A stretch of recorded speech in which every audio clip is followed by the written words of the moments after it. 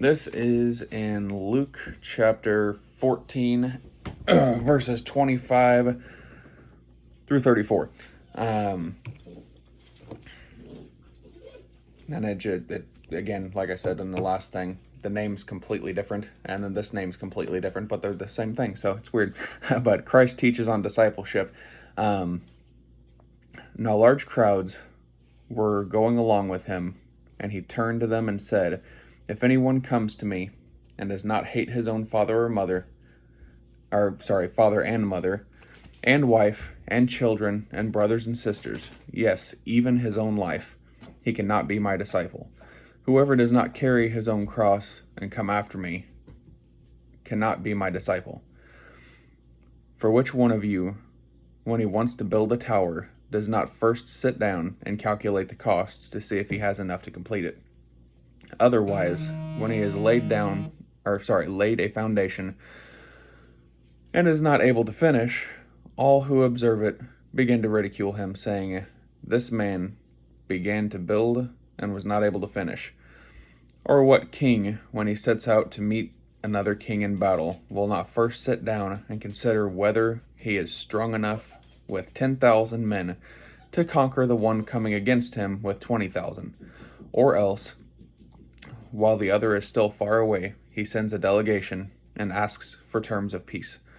So then, none of you can be my disciples who does not give up all of his own possessions. Therefore salt is good, but if even salt has become tasteless, with what will it be seasoned? It is useless either for the soil or for the manure pile. It is thrown out. He who has ears to hear, let him hear." A few things popped out to me on this. One, of course, new believer, especially I wasn't a new believer, but whenever I first started reading through and actually paying attention to everything, the first time I read through the stuff where it said Cain, not Cain, but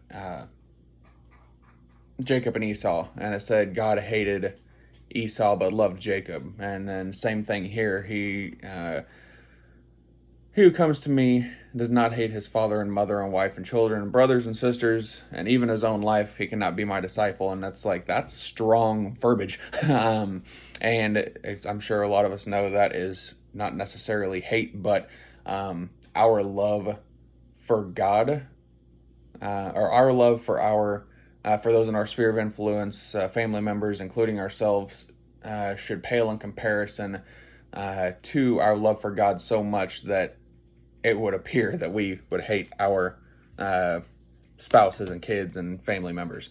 So that Jesus wants that type of devotion. We love him that much that it looks like we hate everybody else. And I still really haven't figured out what that looks like. It's hard thing to grasp the concept of, really.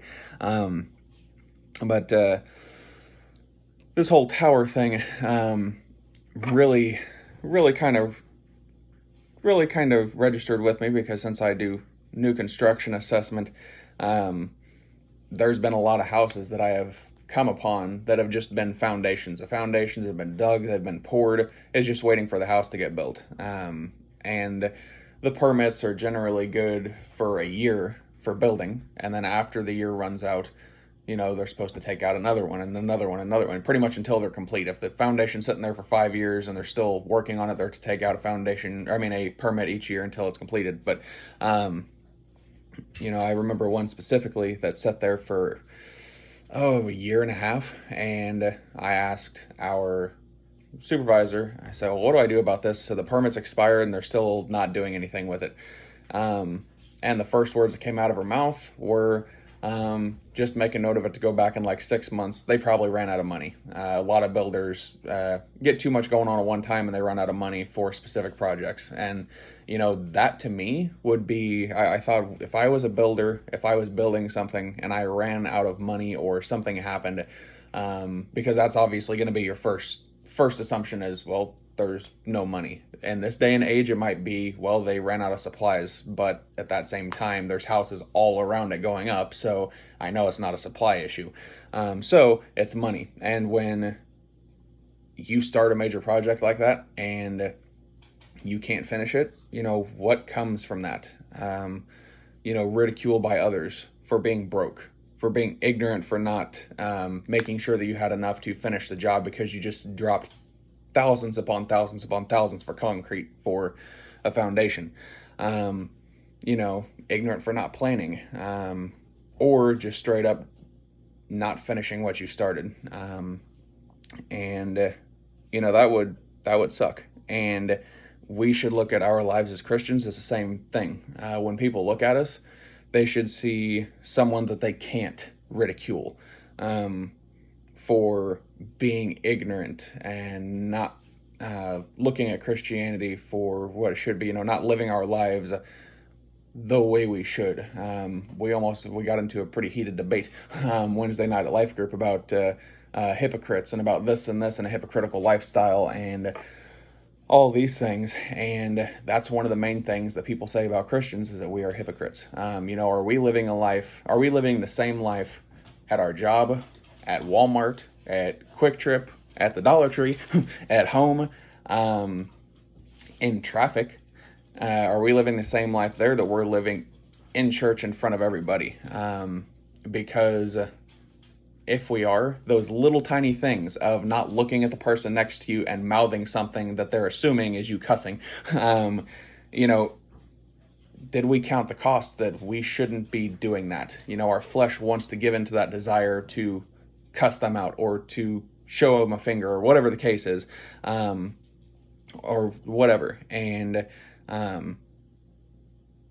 people will look at us if they know us. We may accidentally look over and mouth off to our pastor one day by mistake. And what's that going to look like on us? We didn't count the cost well enough. We didn't look at everything it was going to take to live that Christian lifestyle. Then we go down to the next story about the king. Says, or what king, when he sets out to meet another in battle, will not first sit down and consider whether he is strong enough with 10,000 men to encounter the one coming against him with 20,000. Or else, while the other is still far away, he sends a delegation and asks for terms of peace. So then, none of you can be my disciples who does not give up all of his own possessions. It's that one was really, it's really hard for me to really grasp a way to, use that one. I don't know why it is. I think it's just because the other one worked out so well for me as far as the story goes. But, counting the cost, if you risk going into battle without counting the cost, you have so much you can lose. Obviously, in this case, he was thinking, will a king go out with 10,000 men will he go out with 10,000 men up against 20,000 without first, assessing the situation, seeing if his men are mighty enough to take on the battle. And again, are we mighty enough to take on the trials, the tribulations, the stuff that comes along with being a Christian? We look at all of the martyrs that were shared on the Gabora map yesterday, and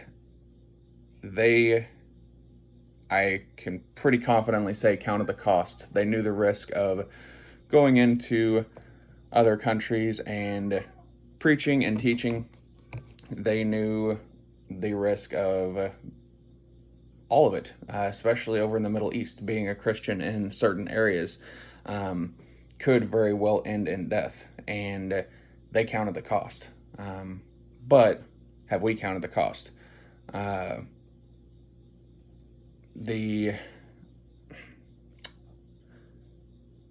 A lot of times we want to be the Christian that says we love Christ, that wants, I think, in a way, to do everything that we are allegedly called, not allegedly called, everything that we're called to do. But when it comes down to it, we really don't want to. I've mentioned before on the calls about, the heart of David versus the heart of Saul. And Saul wanted to do what was right in the eyes of God, but he also wanted to do it his way. David longed to do what was right in the eyes of God, but would screw up occasionally. But it wasn't for his own pride. It was for, it was just him falling short, like all of us do. But he repented. He longed to be right with God. Saul did not. I think to turn away from sin, to kick sin to the curb, whatever that looks like, I don't think we necessarily know what that looks like sometimes. I used to think, just because I go to church doesn't mean I have to stop listening to the music I like listening to, doesn't mean I have to stop watching these types of movies, doesn't mean I have to stop doing this, doesn't mean I have to stop doing this. It doesn't mean that I have to, but if we love God, we're going to want to. If you love God, or if you love me, you'll obey my commands, is what Jesus says. And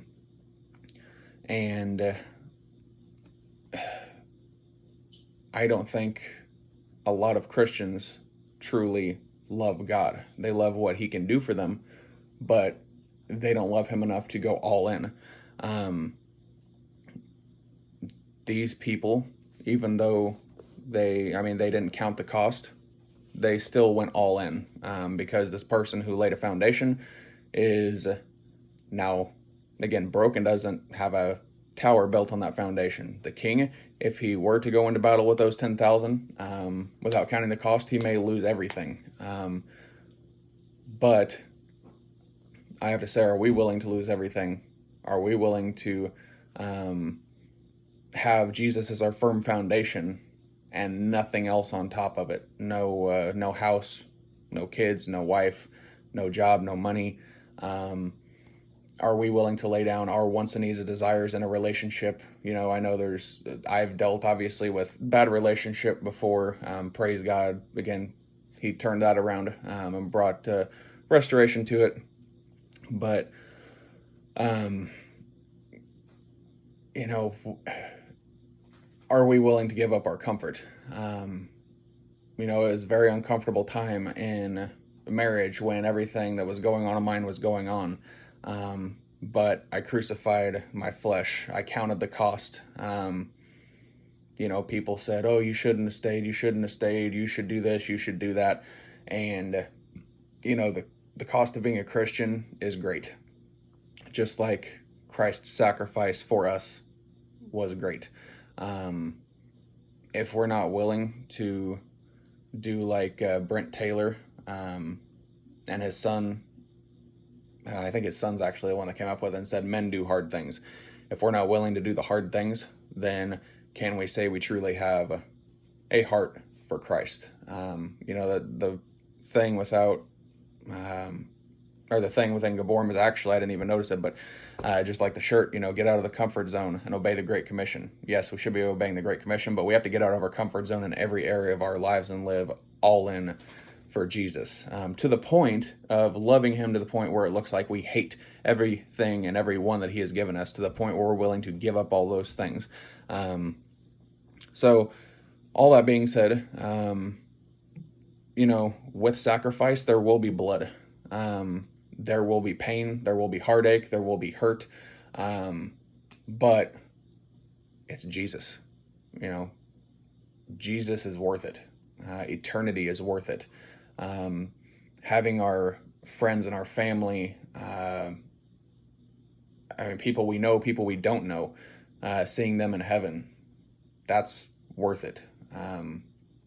So what are you willing to lay down? What are you willing to give up? Are you willing to go all in? Count the cost. See what all you have the potential to lose. And are you willing to go all in for Christ if that's what it calls for, to lose your family? If he calls you to missionary work, if he, whatever the case is. So All right, I will open it up and we can freely chat.